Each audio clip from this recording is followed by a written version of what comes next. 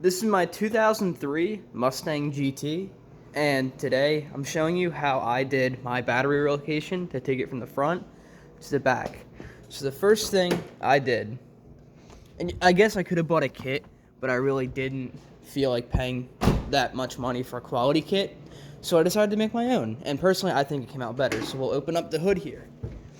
So this is where the battery used to be, and yeah, there's a little bit of surface rust right there, but the battery tray was in there, and overall, you can't clean in there, so I'll take care of that soon. But what I did here was I have two 250 amp, I guess you call bus bars. The hot and the ground come from the battery, coming on this side, and all the outputs, alternators, stuff like that. I mean, alternator is an input, but the battery go on the inside, everything else goes on the outside, and then these run back and then through the firewall. And then once they run through the firewall, they run, those are 2-gauge wires, by the way. They run down through this panel. There's actually on these Mustangs, there's a lot of room down here, so fitting the 2-gauge wires was not a problem. You could fit probably 4 more of those 2-gauge wires. Plenty of room. Comes back here, comes under the rear seat. I'll actually show you where it runs right here. Then they run up behind here, and they do not get pinched in there. That's where I'd recommend running it. Personally, I don't like running anything under the car. A lot of these kits say run it under and then up through the trunk, but I am not a big fan of that. I think that's a secret to getting the wires damaged, in my opinion. So the wires run across here and then come up to here, which is where I have my battery box, and I made this custom plate.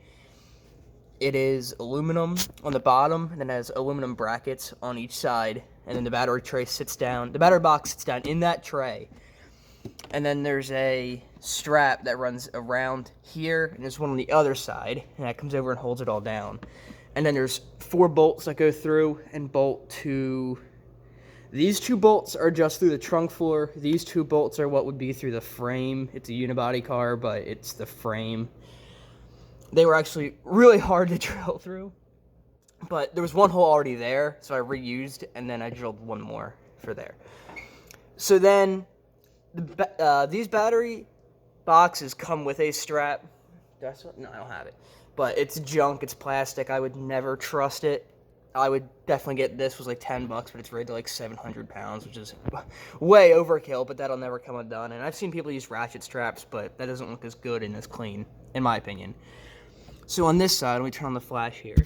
The hot and the ground come out, and the hot runs down to a circuit breaker. You want your circuit breaker or fuse. I prefer a circuit breaker because if it blows, you don't have to replace it. You can just reset it.